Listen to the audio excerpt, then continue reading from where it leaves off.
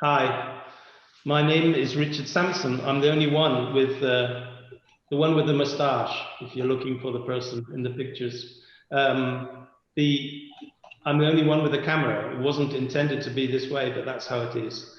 So I'm delighted to speak to you today, and I'm just going to introduce myself. As you can see, I'm not Catalan or Spanish, but I've lived here longer than most of our students. And you are all my colleagues, because I think most of you are from Universitat, from the Centre de Manresa, no? De la Universitat de Vic, Universitat Central de Catalunya. And so, and I've had the pleasure of getting to know some of you, and that's really why I've been invited, because I met Griselda and Carmen when they were with CISARC, or CISARC. They were working with the Faculty of Medicine to do the objective structured clinical examination. It sounds like a foreign language because we never hear that, but it's what we call the ACOE. And they were doing it with simulation and online. So it was quite a job. It was a lot of tests on the same day, and it was very successful from a logistical point of view. And as I say, give me the chance to get to know some of the specialists in Manresa, and I hope that I can know you better, get to know you better in the future, and meet some of you that I don't know yet. So that's all you need to know about me, really. I lead what's called the University Teaching and Educational Technology Unit in the university, which is a kind of supervisory and advisory unit. There are 4 of us. We've grown considerably recently for obvious reasons. The university is much more sensitive to educational technology now, although we always talk about digital transformation. Now we actually are doing it. That's all. That's the introduction. Now you can all, of course, you can ask questions in the chat. This is a webinar, which means that it's a bit like listening to the radio or watching the television, because you can't, you don't have a microphone. But you can certainly ask questions in the chat, and if you do ask questions or make comments, then other members of the panel will pass them to me, and I hope that you will do that. So I think a good place to start with this kind of thing is with the conclusions. So what I'd like you to say is, I'd like you to put in the chat now, if you can, just by a way of starting, and you could do this in Catalan or Spanish, you don't need to write in English. What are your conclusions about online methodology? And they can be very short conclusions. Like, for example, you could say, I'm very discouraged, or I'm very unhappy, or I'm very optimistic, or I think this is all a trap, or I think that things are very confusing. Please write some opinions in the chat about what you think about online methodology. Anybody?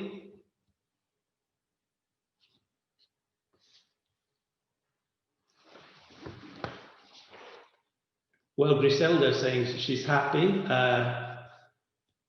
Okay, so Nancy says she thinks it's not as interactive as in-person classes. Yeah, so that's really true. I mean, the thing is, it's not as social, is it? I mean, and we'll touch on that again. Obviously, human beings are social animals, and this kind of small box, sound and vision, a bit like a kind of television game show, it's not really an immersive experience. It's sort of 2-dimensional, or 1.5 dimensions. Yeah, Terry says he thinks it has huge potential, but there are huge barriers to be overcome. That's right. I think that's a really good observation. So there are lots of pluses and lots of minuses. Lots of pluses and lots of minuses with online education. And Ida says it's difficult to teach in a practical way. So it's difficult to provide a good practical activities when you're sitting behind a computer screen, for example, and I'm sure what you're referring to, things like laboratory practicums or simulations with patients and things like this. So yeah, there's certainly a challenge. And Armando says he's very illusionated. I think I'm really excited, no? You've got a lot of hope to discover that online education can transmit more than we thought. That's a very interesting observation, Armando. Thank you for that. And that's something that I've seen because and I'll refer to this during the talk, a lot of people resisted online methods just because they thought that they were already specialists in face-to-face contact and in healthcare expertise, and they didn't need to re-educate to become online educators. This was something sort of extra. And so they rejected it. Most university teachers, higher education teachers, rejected online methods just because they see it as more work and more risk. And why change if you don't have to? And then suddenly we have to change. And now some people like Terry are finding that there are things that are surprising and nice, things that were unexpected. So it could be that, yeah, you jump into the lifeboat and maybe you find the lifeboat is not as good as the cruiser, but maybe the lifeboat is more comfortable than you thought it was going to be, even though you only jumped into it to save your life. Well, that's enough metaphors. Good afternoon. Yeah, we're having Carmen here as well. Thank you. So I'm going to show you my conclusions, okay? Because I've prepared too many slides and I don't like going to these talks where people, what they do is they prepare a lot of slides and then they start speaking very fast because they want to get to the end. And I refuse to do that. So what I'm going to do is show you my conclusions at the start. Let's see. Okay, can you see that? Can you confirm that you can see that, some of the panelists? Is that okay? Can't hear any. Yes, Richard, very well. Okay, so in conclusion, so imagine now it's 40 minutes later and we've finished. In conclusion, online methods. So if people speak in the chat now, you'll have to tell me, yeah, because I can't see the chat at the moment, okay? So you'll have to tell me. Online methods can enhance all learning scenarios and empower learners. So they can enhance classroom learning. So if you had good online courses, good online resources, good online materials, and you were doing face-to-face classes, if you had those resources, you'd use them anyway, if they were good, you know, if they were, for example, computer simulations, if they were self-testing quizzes, questionnaires, so that students could check their knowledge, if they were interactive games or scenarios. If you had them, you'd use them. But of course, if you don't have them, it's not an issue. The second conclusion, which I hope we can agree about, is that online methodology should be much more than what some people call Zoom learning. So Zoom learning is when the teacher just moves their class at the same timetable, the same time, with the same students, with the same subject, and lectures to the students online. And this is a particularly cruel version of online methodology because it's using technology to not innovate. It's using technology to stay the same, but in fact stay the same, but stay worse.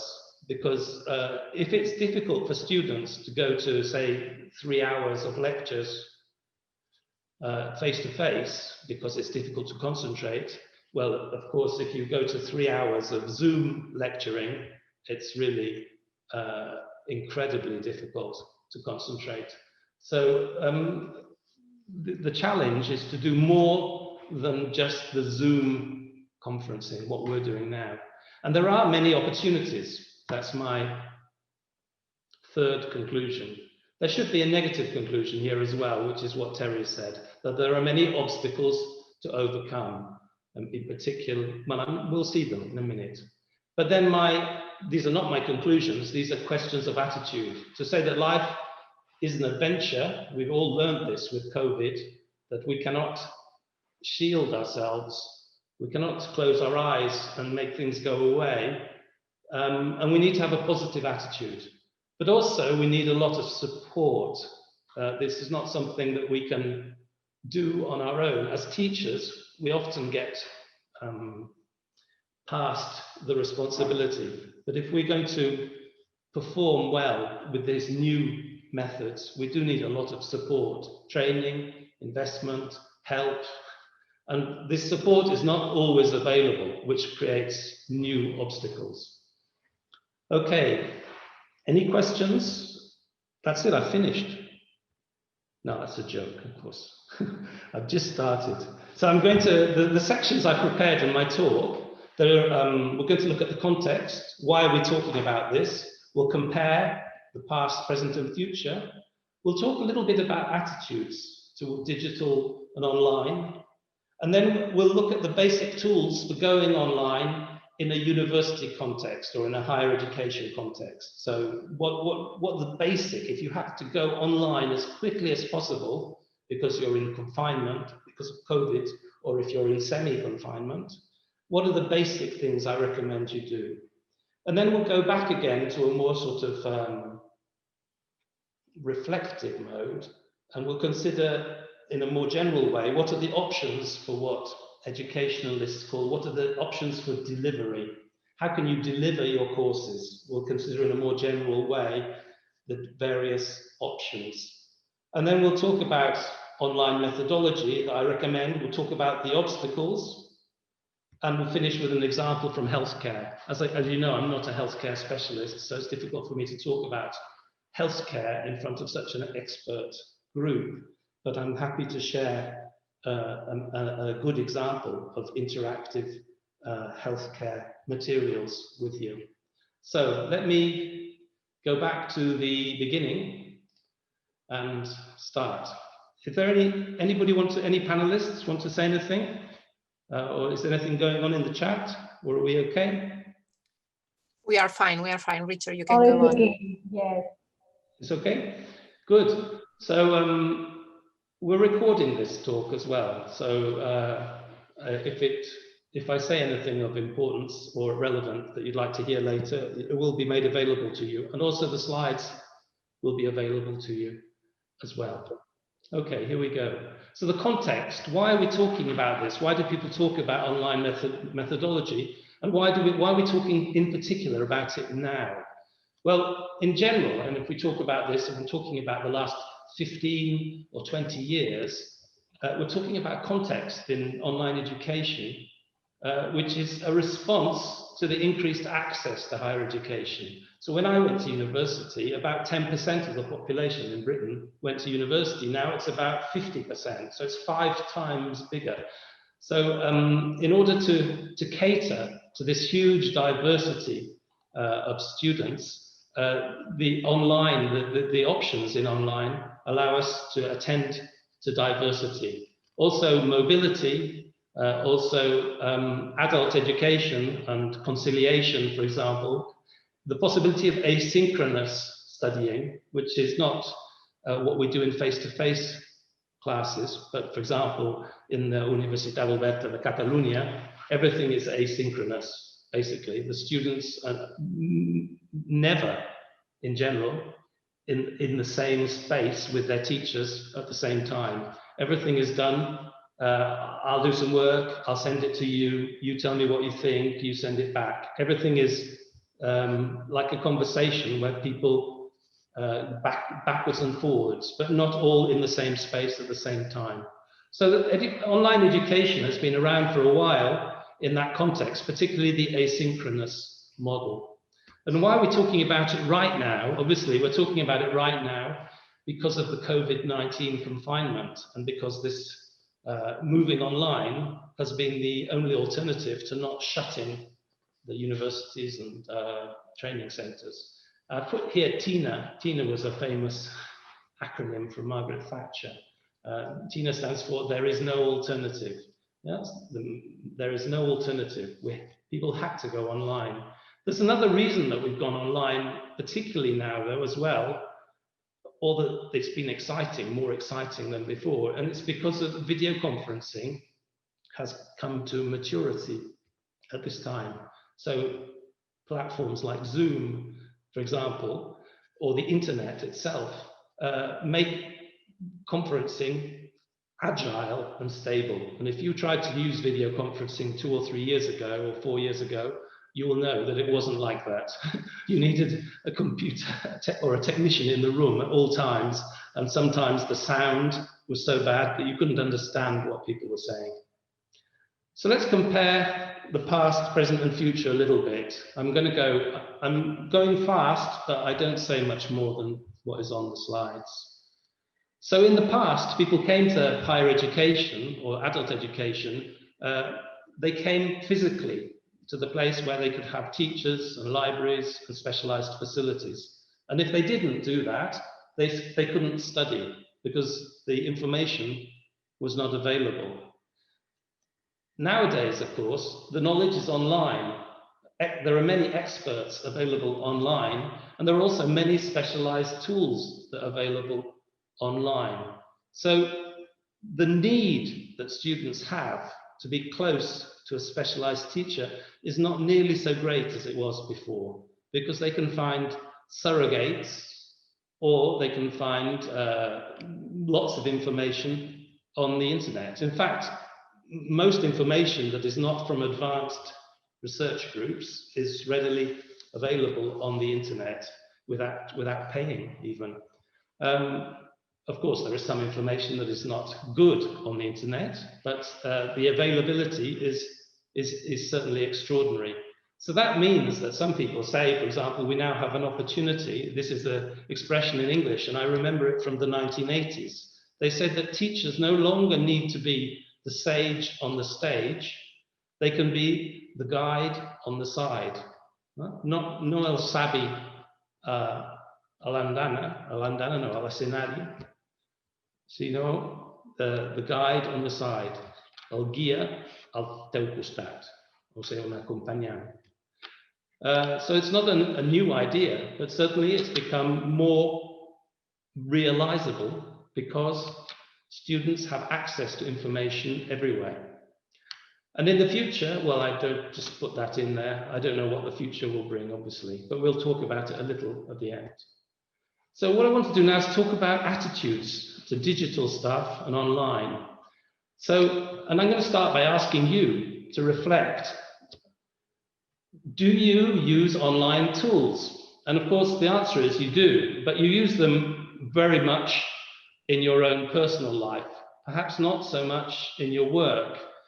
But for example, if you think of all the things I've put here, I'm sure you do them all online now. Your phone calls, sending messages, making travel arrangements, writing letters, your entertainment.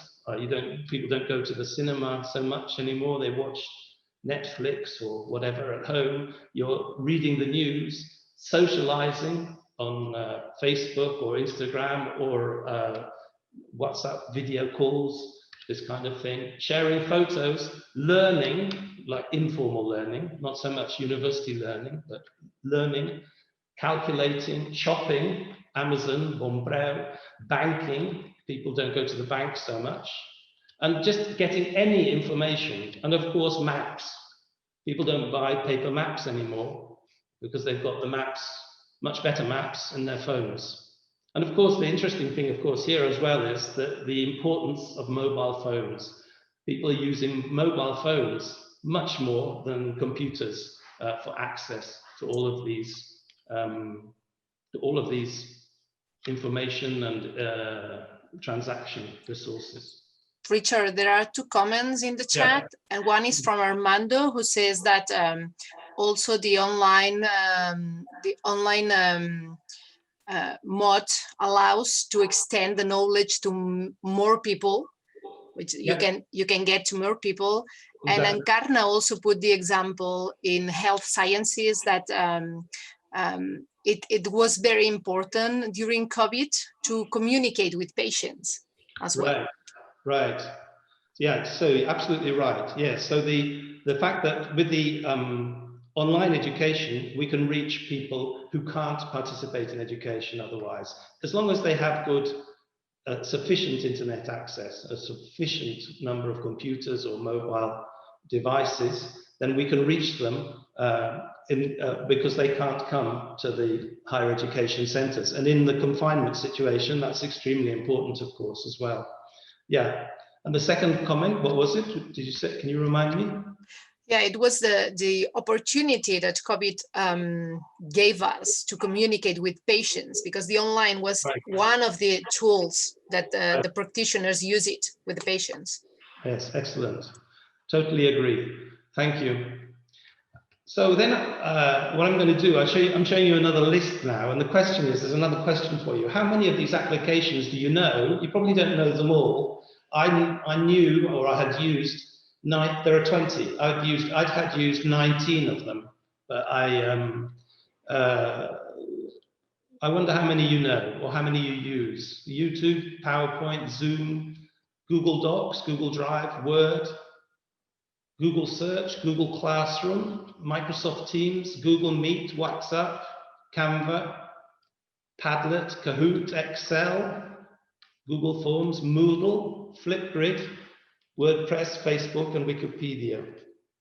I imagine, how many, can you put some numbers in the chat? How many of these do you use? Let's say use. How many do you use or have you used? I expect 6 or 7 or 8 for most of you. Any numbers coming out? Anybody? And yet, oh yes, 17, 10, 16. Wow, so you're really 10, and say 15 and more or less. Well, the people who said 16 or 17, you should be giving the talk instead of me. Eh? I think that you're a technophile. That's very interesting. Well, I just wanted to say that because all of these applications are online. There are none on the desktop. They're all online applications. And most of them have free, most of them are free or have free versions. And the fact that you're using them, it just shows how far we've come, how much things have changed over the last few years, almost without us noticing. So that we are much more digital than we thought we were. I think we are more digital as a community than we thought. Actually, this list is the top 20 computer or technology platforms used in teaching around the world, according to a survey of over 2,500 educators in more than 45 countries. And here, this is the reference, so you can find that if you like. So what this shows to me is what I've put on this slide, that we're really much more digital than we thought. And actually, we don't mind if things are digital or online. We just want it to work. If it works, we'll use it. We won't say, oh, I'm not going to use that because it's online. Although some people worry a little bit about security. They think that if they go online, they may get their private information. But privacy is an issue, particularly with companies like Google or Amazon or Facebook. But apart from that issue, the actual usefulness of these platforms is without question. And we don't, as I say, when we use Google Maps, for example, we use it because it works, not for any other reason. And I'm not going to comment on the other things here. People used to talk about digital natives and immigrants, which was a bit of an ageist distinction. Now, sometimes people talk about visitors and residents, digital visitors, digital residents, and sometimes people make a distinction between institutional use and personal use. Well, let's move on. Attitudes to innovation. Well, I'm going to go quickly here. We used to talk about this pencil metaphor, and we used to say that only the people at the top, at the tip, the leaders, or at the sharp ones,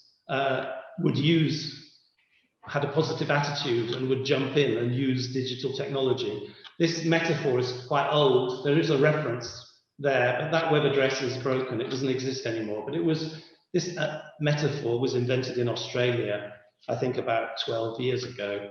And it means basically that most of the people in a community, in an educational community or in any community, resist change. So most people will not adapt to change until change becomes inevitable. And there are only ever a few people who will be in the group of pioneers. So we've actually moved now from the tip. We've suddenly got all the people in the green part of the pencil have jumped in because there was no alternative.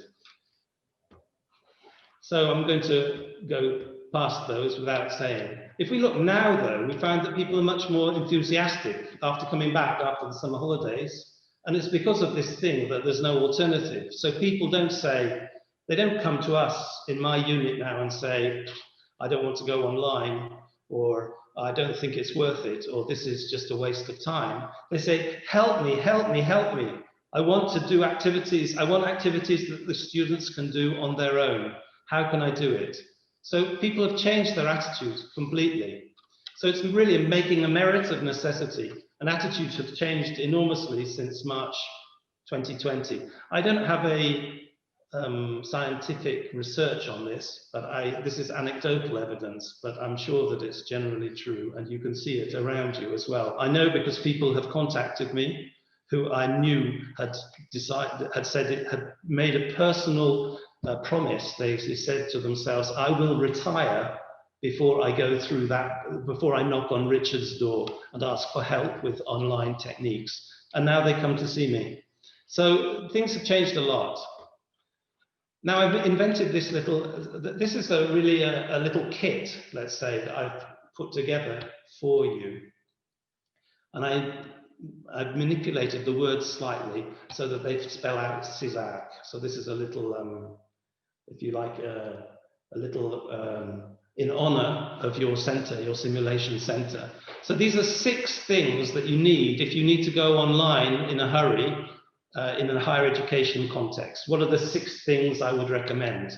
And they are that you attend to these problems of communication, that the students have an opportunity to do individual graded assignments online, that you set out all the course details, that they have all the information, the basic information, and that they have access to academic information, which could be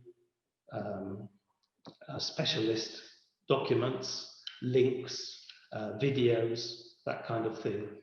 And then I've made a separating line because the first 4 CISA are the most important in an emergency situation. But then if you want to do something that is even more ambitious and could even be not just a lifeboat, but a new kind of sailing ship, then you need to look for things like resources that are interactive. And then the last one, which I put here, is conferencing, web conferencing, like what we're doing now. But web conferencing, and I've already referred to this, is a particularly problematic resource because web conferencing doesn't really innovate. It reproduces the classic classroom situation, but in a slightly poorer environment. Let's move on.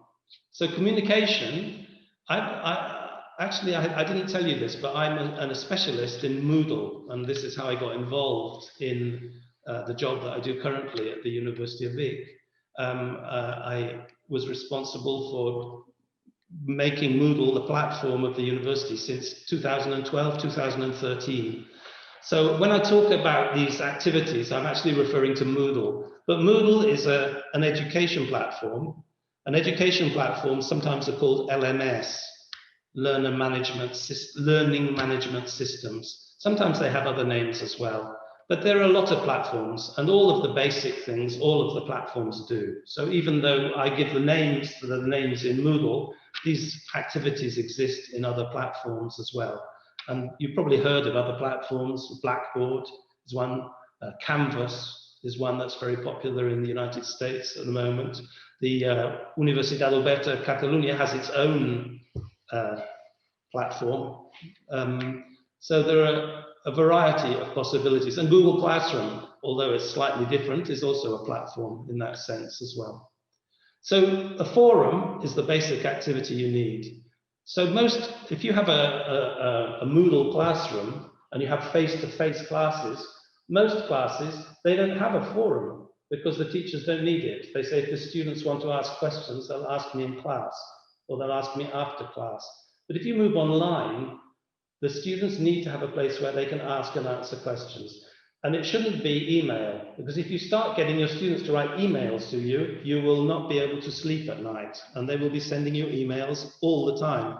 So you have to stop that immediately. So that's quite difficult. It's a cultural change, because young students particularly, they don't like, in Catalonia, in Spain, they don't like to ask questions in front of their classmates for traditional historical reasons, which we don't need to look at now. The next one, they need individual graded assignments. So no more work on paper, only online. And you need to be able to do the instructions, the submission, the grading, the feedback, all online. This is called an assignment in Moodle. Setting out the course details. So the students need to be able to see the calendar with all the main events. They need to know what the assessment criteria will be. They need to know how they're going to be evaluated. They need to know which are the obligatory graded tasks. And of course, they need to be able to see the content. We've mentioned that already. All of these things are easy to provide in any LMS. Moodle is the one that I've been referring to. Then they need academic information. So they need the online, or say, I'm sure that this is easy because this happens everywhere, because maybe until about 10 or 12 years ago, people used to go to the fotocopisteria and they used to buy the teacher's notes. But of course, one of the first things that everybody realized was that it was easier to send a PDF online and that the students could print their notes if they wanted to. So the fotocopisterias have lost all that business because everybody publishes PDF files mainly online now. But there can also be links, and also people sometimes publish documentation directly in web page format, which is called a page in Moodle, instead of editing it on a word processor, which is how people used to do it in the past. Basic online tools, yes, sorry. So that's the main four, the four that I've said, okay? So they need communication, academic information, the main details of the course, and the last one, sorry, I said it out of order, and they need individual graded assignments. So then, if you want to make it extra good, you'll look for things online that make things interactive, because otherwise, online, it is boring, very solitary, lonely, and can be a rather sad experience. So we need to find things that are challenging, games, things that involve immediate feedback, things that encourage autonomy, things that give students scores as they go along, that give them the recommendation for follow-up work. And the simplest form of this is the quiz in Moodle. The quiz is a questionnaire to test. It's a test, an exam, but it's with self-evaluation. So that the students can answer the quiz and then they get immediate feedback about how they've done. And depending, if you're not using this for an exam, if you're just using this as something for students to do, then maybe they can do it more than once. And they can also, there can be other possibilities, for example, including rich feedback within the quiz. If they get the wrong answer, you can include feedback on what kind of extra work they should do to improve their performance. And then the last thing here, of the 6, conferencing. So this is good, conferencing is good for spoken interaction, for tutorials, for lecturing. But there are obstacles, of course. One of the obstacles is internet and computer access. Not everybody has as good computer access or good internet access. The big problem with using computers, of course, is distractions. And not just domestic distractions. In fact, trying to speak to people online at work is difficult as well. You need to find a quiet corner, like I'm doing now. I've got all the doors shut, and I'm in an office on my own. And also, there may be problems with scheduling. Of course, at the moment, what's happened in Spain is that many teachers have just said, well, we'll meet at the same times that we meet in class. So they've kept the same timetable, but instead of meeting in class, they're meeting in Zoom. So that can be problematic if students have a lot of Zoom sessions, one after the other, then they're going to suffer from that because it's difficult. So that's my survival kit for you, the CISARC survival kit, but I'm sure you've done most of that already if you've been teaching over the last few months, because you've had to move stuff online. At the end of the session, I'll give you a reference as well, where we've published information about how to do these things.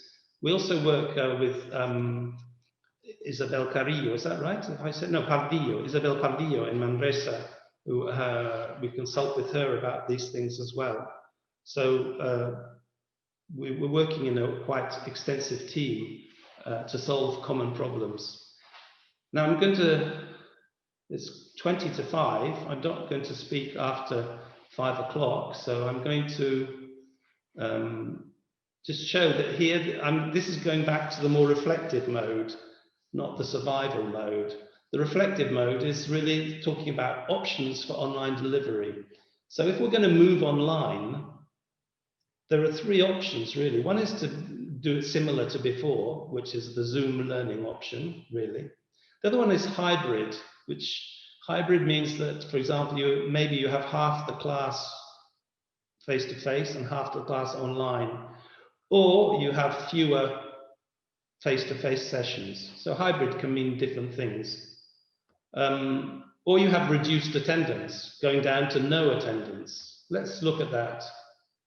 So if you maintain all your synchronous class sessions online, then you're going to be using a video conferencing platform with regular timetable sessions. All your students are online. The advantage for the teachers is it's a minimum change. They can just carry on lecturing if that's what they've been doing. Of course, but the problem for students is it's many hours of screen time. And the other problem is really it seems to be, well, is it a political decision or is it an educational decision? I'm not sure about that. Then if you use video conferencing, of course, then there are lots of things you can do. And I've just put here a list of all the things they have. I mean, they have cameras, microphones, gallery view, speaker view, sharing content, raising hands, smileys, chat, polling, that's enquestas, breakout rooms, that's subgroups, recording, attendance, and they have the very lightweight connections, so they work on low internet, low bandwidth, multi-platform, and good integration with Moodle in this case, for example. So there are lots of services here. Video conferencing has become a mature solution.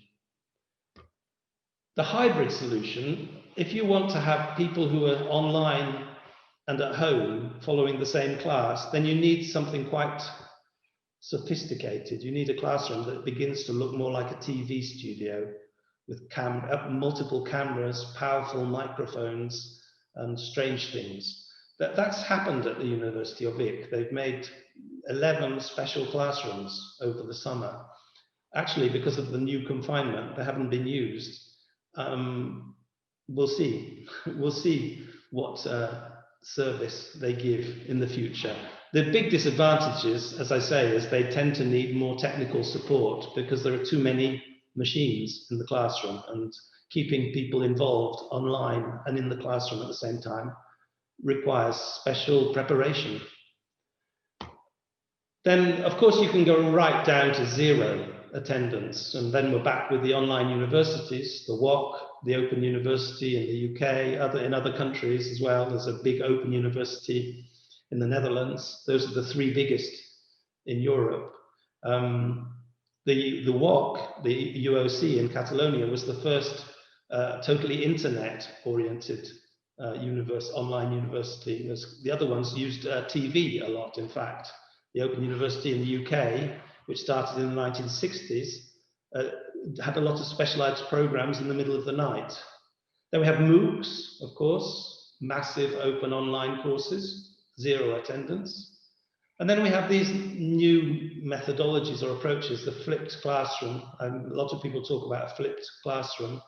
which means that if you have a reduced attendance, now somebody will kill me if I say something facile, but if you have reduced attendance, then the idea in the flipped classroom is you record the things that are most important. So the lectures, you record mini lectures for students to watch at home, and the class time you spend on practical problems or seminars or on coursework. So that they do the homework in class and they do the old classwork at home. That's why it's called the flipped classroom. And blended learning, a flipped classroom was actually a solution for blended learning. It was invented for blended learning. Blended learning really means that you do some face-to-face classes and some online work. Richard, there is a question here from Nancy who say, what can you do for students who are not prepared to work online or are not used to working independently?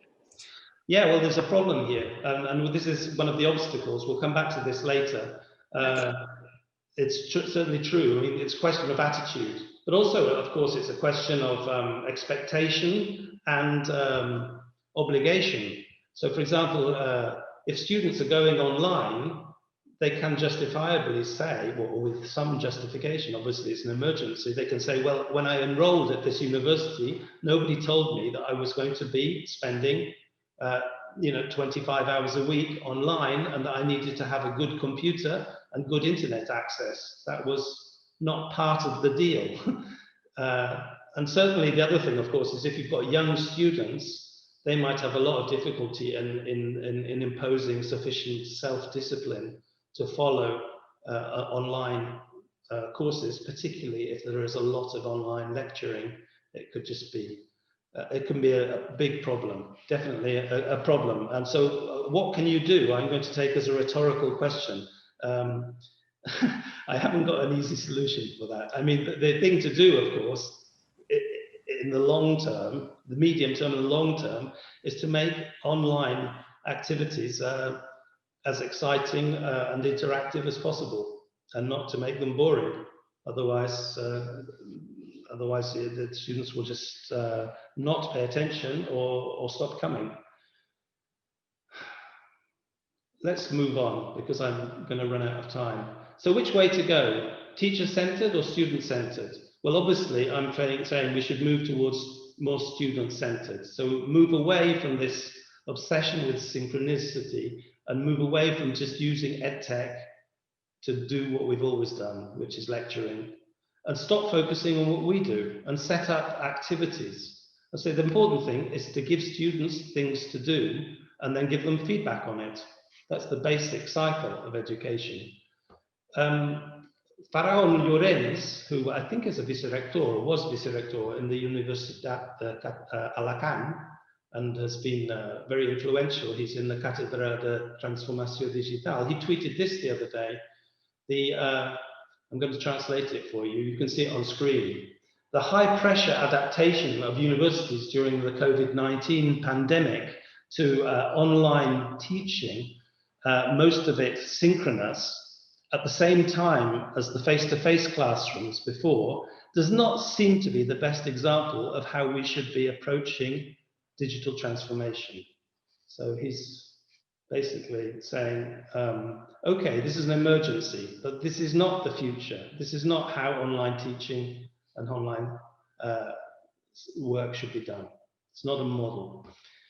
So the model we should be moving to, and of course in an emergency it's difficult, but we should be moving to less on-site, more online, more asynchronous, more innovation, and more focusing on what students do.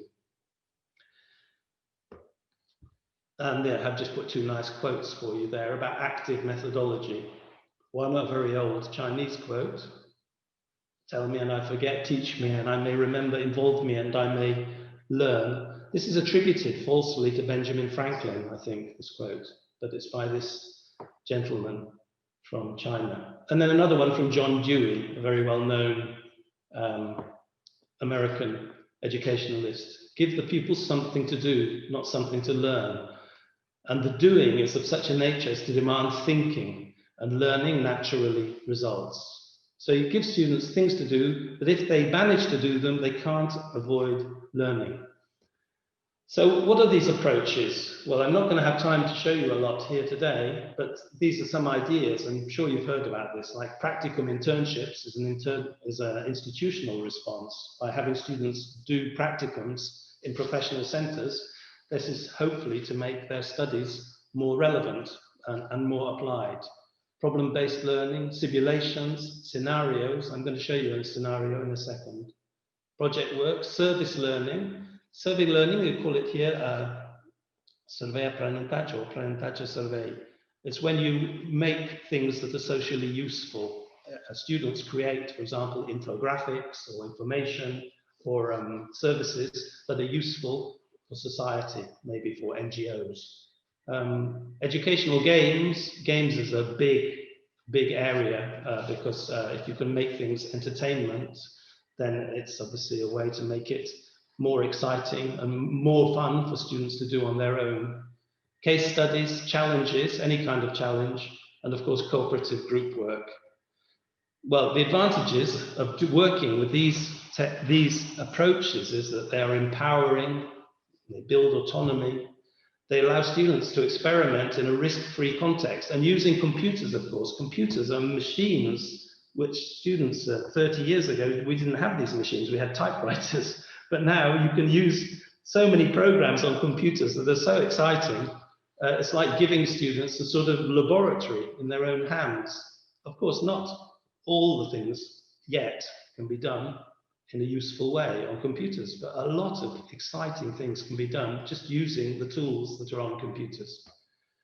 So what are the obstacles? Some of you have mentioned them. Negative attitudes. Why should I change? Belief.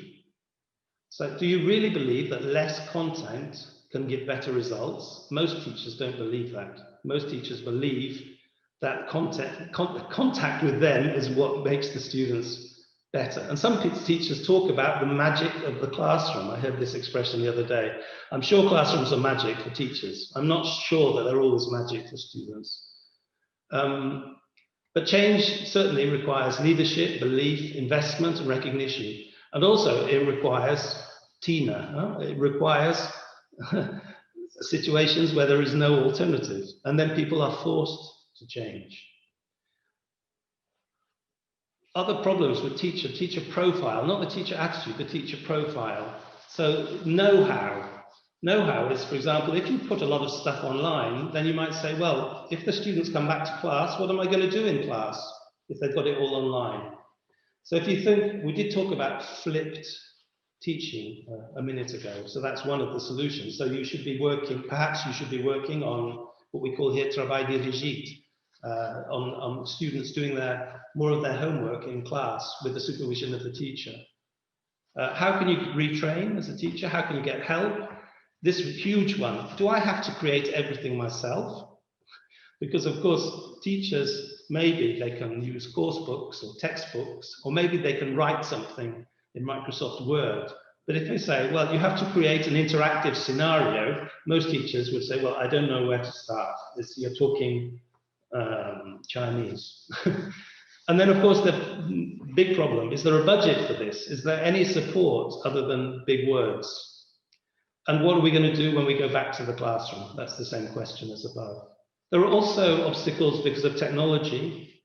Bring your own device. That means students come with different machines. They need to all work. Problems with compatibility, passwords, authentication is a huge problem. Creates enormous suffering. People find that they go to work and they can't open their computer, or they try to use something. Just coming into the session this afternoon, we had 3 or 4 incidents that things didn't work because of permission not granted. Problems with Wi-Fi, problems with lack of integration. For example, one of the things we're on the edge of, but now at work, for example, I always have my work phone and my mobile phone, but they don't speak to each other. So it's very curious. And then also I have my computer. So I've got 3 audio communication devices and they don't speak to each other. Well, the mobile and the computer speak to each other more, but the office phone doesn't speak to them. So the lack of integration is something that is frustrating. And you probably know this, Microsoft speaks to other Microsoft applications, but when you try to use Microsoft with other applications, for example, famously Google and Microsoft, they don't speak to each other and the applications don't work well together. Privacy, problems of privacy. And this is also a problem that we mentioned before. Richard, Richard? Yeah. We have different questions. And one of them is there any other ways than communication to make students involved in the online learning? Are there other ways? Yes, other ways. Well, this is difficult to do in a hurry, but the best way of getting students involved in online learning is to provide them with activities that they have to do, that are obligatory, but they can do on their own, that they don't need the teacher looking over their shoulder. So, and they could be structured activities. So I mentioned one before, which is the quiz. If you create quizzes, students love quizzes because they can measure themselves. It's like a game. They measure themselves against, they are testing themselves to see how much they know, and they get a score at the end. So that's a simple kind of way of doing this. But there are other possibilities as well. But to be interactive is the key thing, to be interactive and to get immediate feedback and to move on. In a more general way, this can be done, of course, by creating group work as well, where the students have different roles, but we don't have time to look at that now. I'm going to finish, actually, coming to the end here now, I think. Assessment is a big problem. Yes. Sorry, let me stop you, because I know there are some questions, but I want to finish my presentation now. Okay. Perfect. Assessment is a big problem. The problem of cheating, people doing exams at home, accreditation. Will these, when ACU, the Catalan Quality Agency, comes to visit universities and higher education centres, what will they say about all this work that's being done online? What will they say? How can we guarantee that it has the same quality, that it has better quality? What requirements will there be? Student profile, you've mentioned this, and some students just don't thrive online, they don't do well online. Some of them have problems with attention, so they'll have their telephone on all the time, or they'll keep looking at the internet when they're on the computer and they can't study. And also, of course, that we need direct social contact. We need immersive experiences. Small screen windows are no substitute. And this is a meme from WhatsApp, I don't know the source, but about the need for social contact, the Last Supper on Zoom, and Jesus Christ saying, ¿Me veis todos? Can you all see me? Can you all hear me? So what's next? Well, changing attitudes. Depends on different contexts, of course. What's next will depend on whether school, university, training centres, businesses, the age groups, the facilities we have, the budget.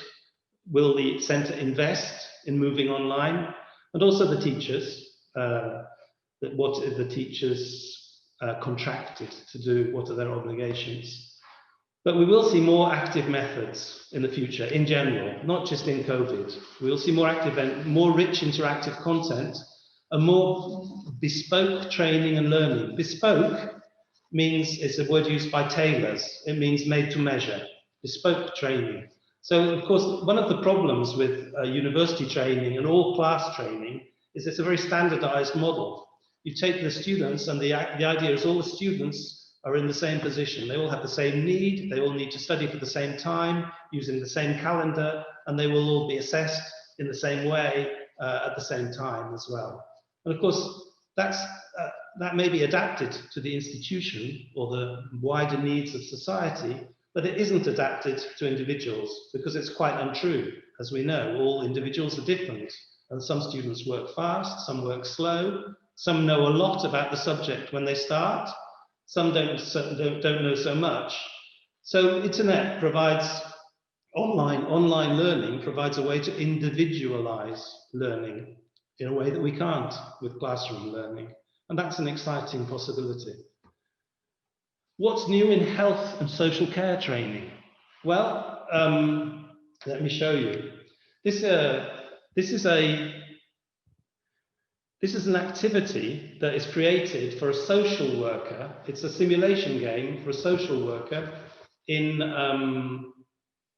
it's created in the United States, and I hope it's going to work. It worked when we looked at it before the session. So if I click on this, it'll go there, but I've opened it in another browser tab. So I'm just going to stop sharing and share again in the other tab, okay? And we'll just see how this works.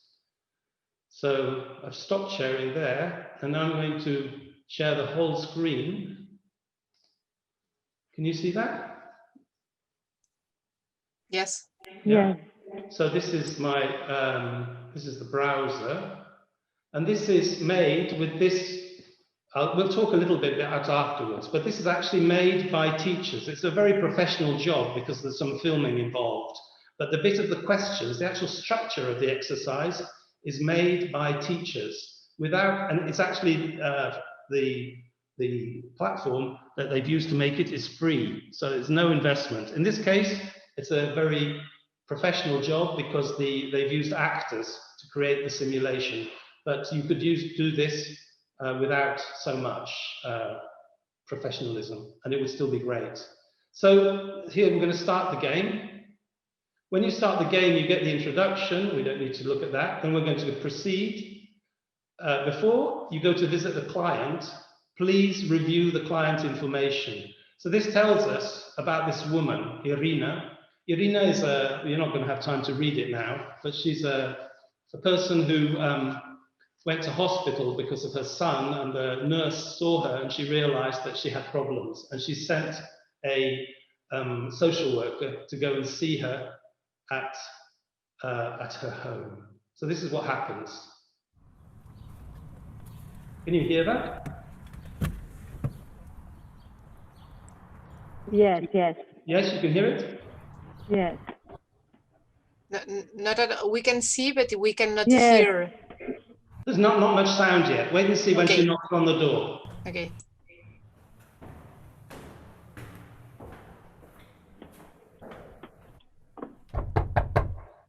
Okay?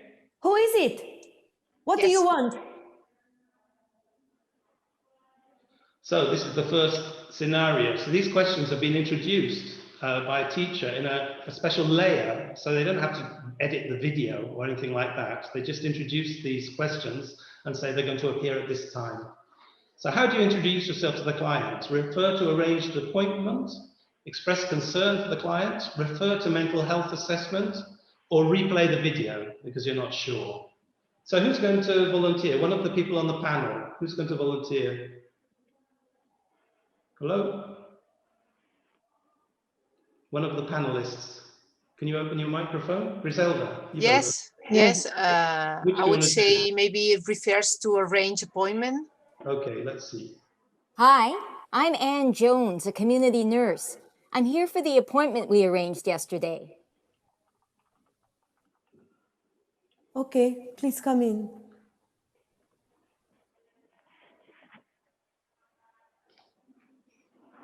Hello.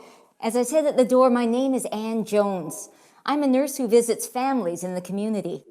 We offer many services in this community for young families. You might be interested in these. Okay, would you like to sit down?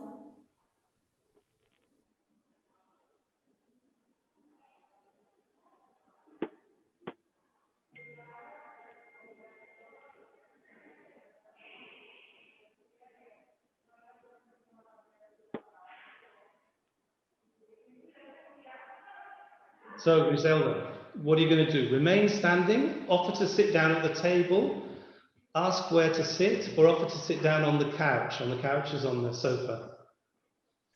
I would say ask where to sit together. Okay. Maybe I would add together, but I can.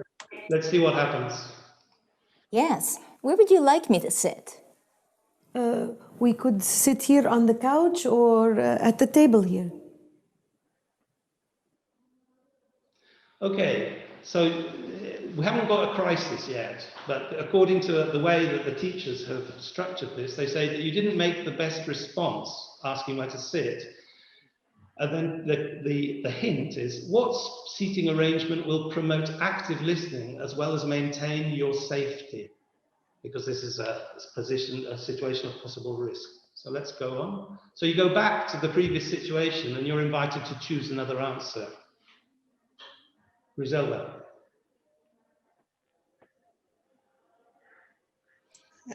Maybe now I would say remain standing. Remain standing? I'm okay to stand since I've been sitting all day. So tell me, how are you feeling today? I'm feeling like maybe you should sit down. You can sit here or there. Sure. Okay, so you still have, what seating arrangement will promote active listening as well as maintain your safety? Well, there are only two left, no? Sit at the table or ask where to sit? No, sorry, or offer to sit on the couch. Which is better, the table or the couch? The table, which, yeah. Oh. Let's sit at the table. Okay. Here's my card. Oh, look at those bruises. Who is she and what is she doing here? How do you respond to the unexpected person? This is the last one we'll do, okay? You introduce yourself and remain sitting. You advocate for Irina, so you defend Irina. You introduce yourself and move to the exit. You wait for Irina's reaction, or you play the video again. Griselda. I would say introduce myself and remain sitting. Okay, let's do it. I moved to the exit. I moved. Which one are we going to do? Griselda? No, it wasn't Griselda. It was Carmen. No, who spoke? Who am I going? Ida. Which one is it?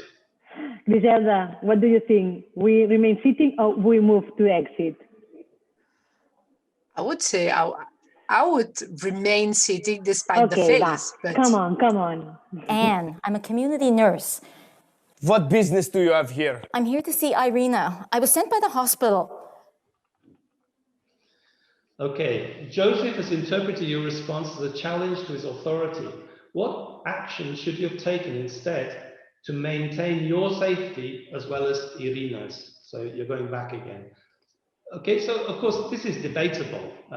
Maybe you don't agree with and maybe this is not suited to the Catalan or Spanish context. But I want you to look at it from an educational point of view. What we've got is a set of scenarios that have been filmed, and then the teachers have put some questions and feedback which redirects the students along an established recommended path.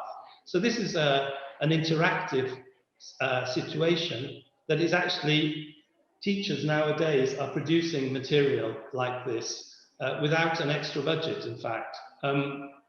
Of course, not so professional in terms of the filming, but certainly the educational quality can be just as good. So they were asking in the they were asking in the chat if this application is free. Yes, it is. Yeah, I'm going to show you now. I'm just going to share my presentation again, and we'll get it back. Where is this? So this, I need to share my, sorry, I've lost the Zoom for a second. I need to share the slides. Here we go. So you should be seeing my slide again. So this application is, let me make it a bit smaller. It's here. You can see the, it's gone off the screen. Well, actually the link, it probably works. This link should work. But you go to h5p.org, h5p.org. This is, actually we'll have to arrange another session if you want to talk about this. H5p is the technology for making layers in web pages to make web pages more interactive. and it's brilliant. It's a set of 42 pre-configured activities that make information more interactive for users. This is one of the most sophisticated activities, which allows you to create a scenario with different itineraries. But there are others. There are things, simple things like word soups, you know, sopa de letras. There are things like matching exercises, things to match pictures and words and things like that, and all with a very beautiful presentation, very elegant presentation.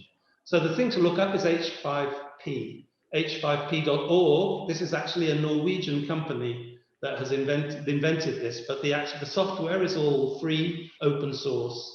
And if you are interested in knowing more about that, we can talk about that. We're doing some training on H5P, I think next month at the University of Vic, and it's an area of big concern in the Faculty of Health Sciences and Welfare. They're very interested in using H5P to create interactive materials for training students. And they're not all based on video, as I say. Some of them are based on matching, ordering, discovery exercises, all with information that has been made interactive so that students can test themselves on it and receive rich feedback. Also, H5P is actually been included in Moodle. I'm not here to recommend Moodle to you, but Manresa and Vic, we both use Moodle. In Manresa, you need to encourage the computer team to update to the latest version of Moodle, because it has full support for H5P as integrated into Moodle. So you can create interactive activities with video, with sound, with images, with texts very easily. And if you need further training on that, I'll be happy to help you look at that. So I've finished my presentation, I think. Let me just go down. In conclusion, yeah, so the next slide was the conclusions. So I did jump a few slides, but I want to thank you for your patience, and I'm happy to come back to some of the questions, if you like now, that I didn't allow you to ask me before.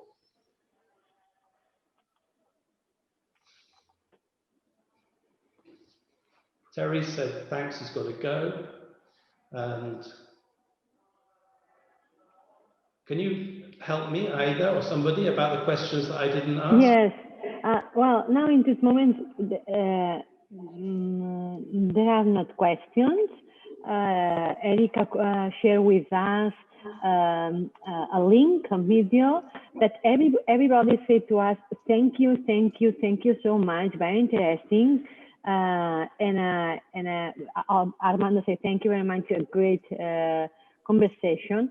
I don't know if you have some specific questions that you want to share or that you want say to Richard. I think that, Richard, one of the questions that was misrespond was, sorry. No, I just put that up because it's got my thank you slide. It was that one saying what happened with the students that have not, that they are not used to work independently.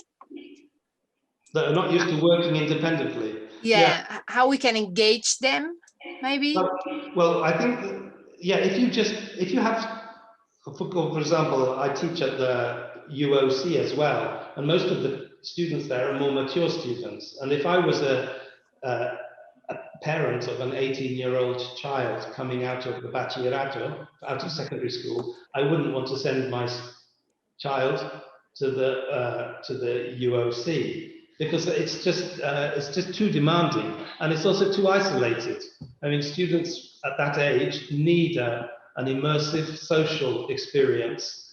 So I don't think that I can make online learning suitable for all students. So of course now we are in a crisis situation, and some students have been affected very negatively, either because they don't have the technology skills or the organizational skills to adapt to the new situation, or maybe because they don't have the social or family situation to support them, that makes it possible. it really is a very demanding situation.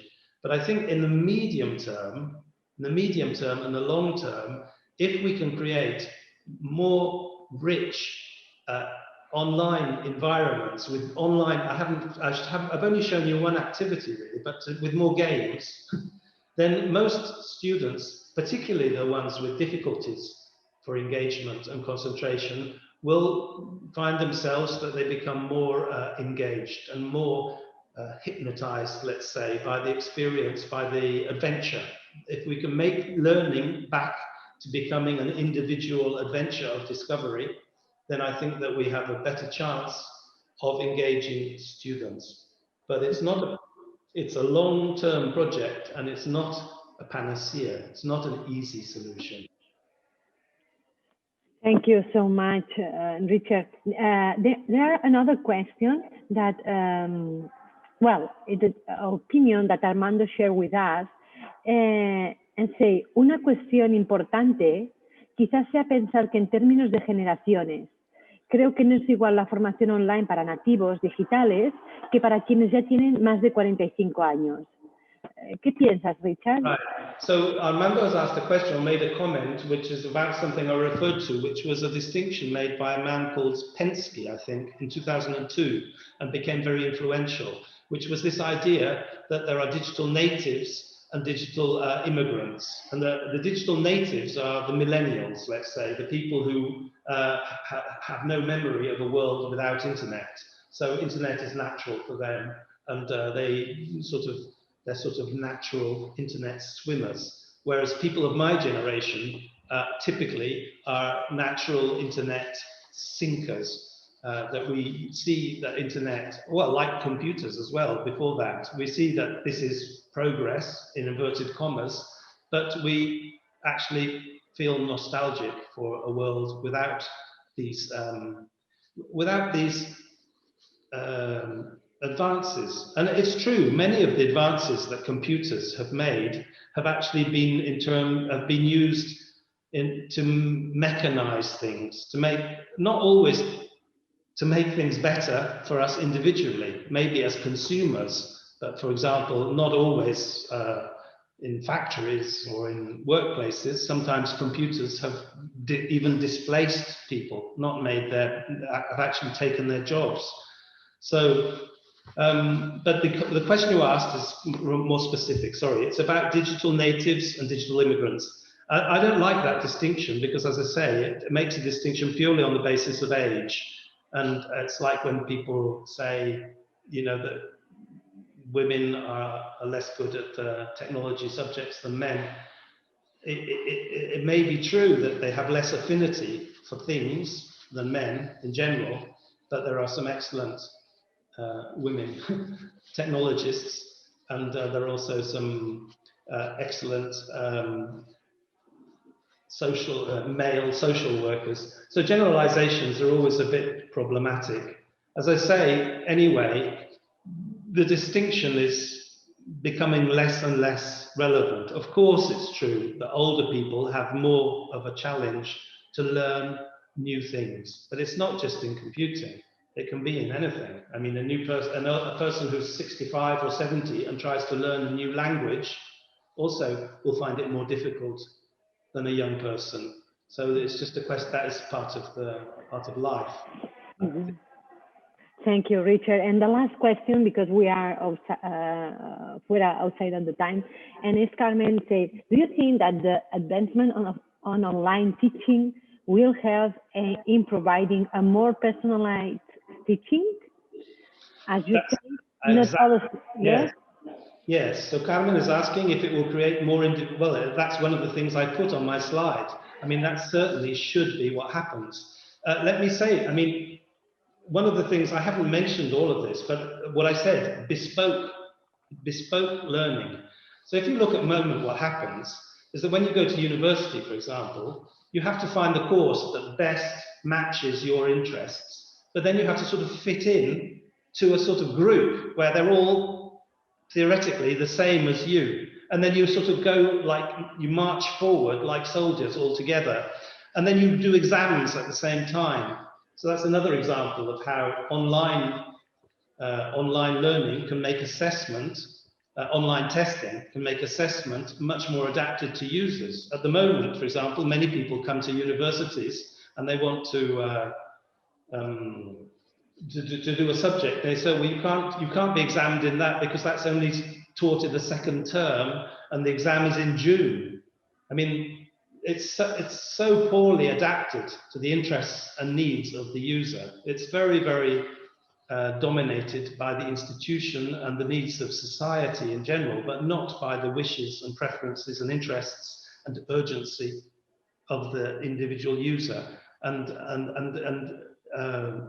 online solutions can create potential solutions to these problems to make learning a more user-friendly experience, so that you can study where you want, when you want, what you want, and with who you want.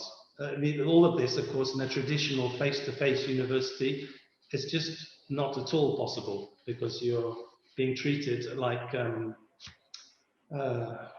Lego brick. You're not being treated like an individual, really. You're being treated like one of a group who's the same as all the others, and it will fit in with the same way as all the others.